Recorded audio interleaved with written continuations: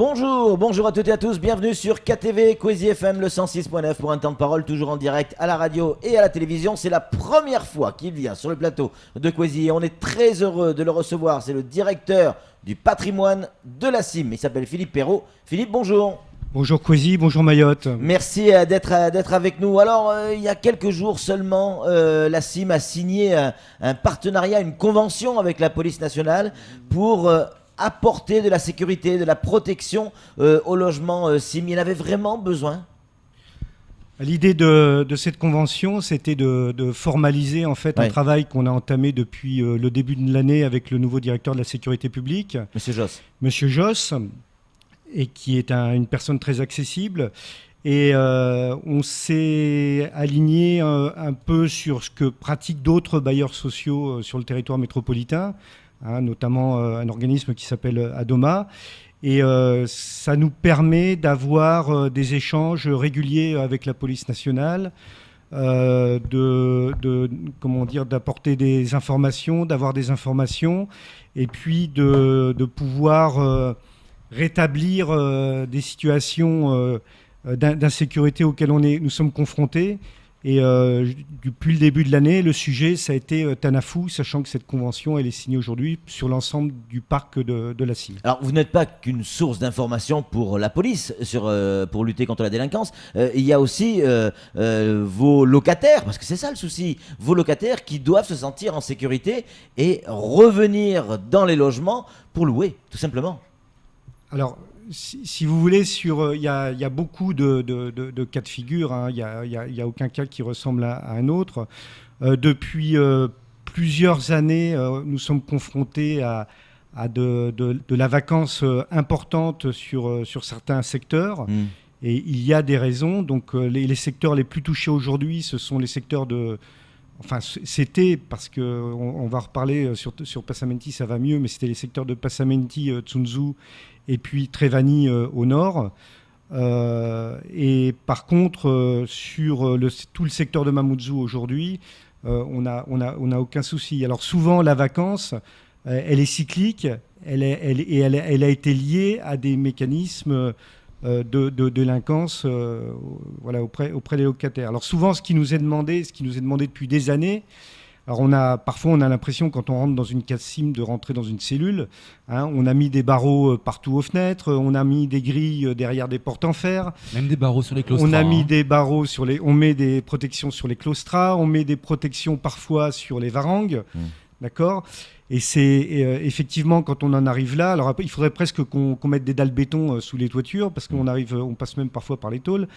Et quand on arrive à une situation pareille, c'est vrai que c'est pas le reflet d'une situation normale, quoi. Est-ce que aujourd'hui vous avez des résultats? Est-ce que vos locataires aujourd'hui se disent c'est vrai, on se sent plus en sécurité, ça va mieux qu'avant, ou c'est en phase ou en voie d'amélioration?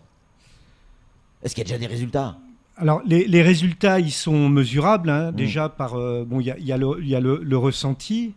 Donc, sur certains quartiers, en dehors des protections sur les maisons d'habitation, et compte tenu de l'avancée progressive des implantations de Banga, sur les sites qu'on a évoqués tout à l'heure, on a entamé depuis 2 ans un programme de clôture des périmètres des sites. D'accord ? C'est-à-dire qu'on a clôturé les sites, on a renforcé l'éclairage public, parce que la nuit arrivée, si vous allez sur Tanafou, vous y voyez comme sur un stade de football aujourd'hui, et ça facilite aussi les rondes de la police nationale quand elle arrive sur un site qui est bien éclairé. Bien sûr.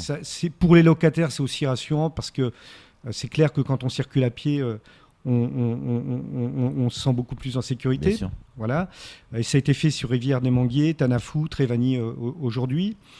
Et puis, si on revient sur Tanafou à titre d'exemple, il y a eu cette intervention du préfet l'année dernière sur un secteur qui est juste en connexe au quartier de Tanafou, sur un terrain privé, où, suite aux différents événements qu'il y avait eu de décasement, donc la préfecture est intervenue, je pense, pour faire un exemple, pour montrer que l'État était véritablement présent sur le sujet. Je crois que c'était la seule intervention qui a été faite Mais c'était quelques depuis jours seulement après voilà. l'arrivée de Frédéric Vaux. Hein. Et c'est clair qu'il y a eu derrière des dégâts collatéraux, d'accord, et que par la suite, bon, les locataires ont eu peur, ils sont pour la plupart partis, et ensuite on a été confronté à des mécanismes qui ont continué de vol sur le quartier, d'intrusion qui étaient récurrents.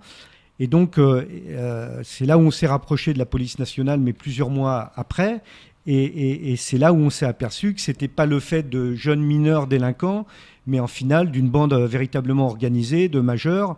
D'accord ? Et c'est clair que quand on arrive à, entre guillemets, nettoyer le secteur, hein, on a des résultats. Hein. La délinquance sur Passamenti aujourd'hui, on a repeuplé le secteur en demandant à la police l'avis de la police nationale avant, c'est-à-dire est-ce que vous êtes sûr qu'on peut remettre des gens sur le quartier sans que ça pose problème ? Ils nous ont dit OK, allez-y, ils nous ont accompagnés.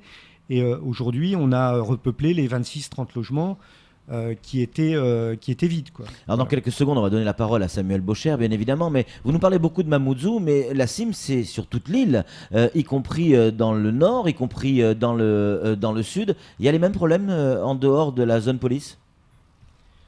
On a les mêmes problèmes partout et sur certains secteurs partout. Aujourd'hui, on a amorcé la discussion avec la gendarmerie pour aller vers le même type de partenariat. De toute façon, la gendarmerie est aussi présente sur ces secteurs-là et parfois en relation avec certains locataires. Hein. Mais c'est clair que le secteur de Trévani, Koungou, village, ne sont pas des secteurs faciles aujourd'hui. On parle de Dembéni aussi. Hein. Alors Dembéni, c'est le capitaine Chamassi qui l'évoque. Dembéni, il y a un fait nouveau. C'est sur notre lotissement d'Iloni, on est confronté à beaucoup de vols de voitures, par exemple, qui sont récurrents et voilà, chroniques. Quoi. Samuel Bocher, le rédacteur en chef de France Mayotte Matin. Une question à vous poser, Philippe ? Ouais. Moi, selon mes informations, c'est une année noire pour la CIM en matière de location. Il y a beaucoup de départs, beaucoup de logements qui sont libérés, notamment en cette fin d'année. Vrai, faux ? Parce que c'est un vrai révélateur de notre société. Les gens quittent l'île.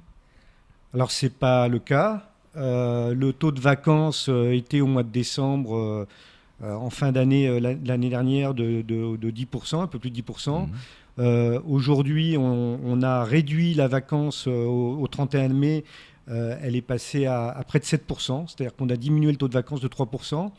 Ce qu'on constate en première appréhension sur le sujet des départs, on a beaucoup moins de départs que les années antérieures sur les résiliations de baux. Et là, on attend les arrivées, d'accord ? Et on pense qu'on devrait arriver à maintenir ce taux de vacances autour de 7% à la rentrée de septembre. Et c'est un taux de vacances qu'on n'avait pas atteint depuis quasiment 4 ans, depuis mi-2012. Quoi. Est-ce que cette poussée de la délinquance qui tente à se résorber, vous venez de le dire, et c'est plutôt une bonne chose, parce que là vous parlez de 7%, 10%, peut-être que pour les gens ça parle pas forcément, mais est-ce que ça a eu des conséquences financières pour l'entreprise ? Parce que la CIM est une entreprise. Est-ce qu'il y a eu des conséquences financières ? Est-ce que ça peut encore avoir des conséquences ? Est-ce que la délinquance a un enjeu financier sur votre boîte ? Bien sûr que c'est un impact financier qui peut être énorme.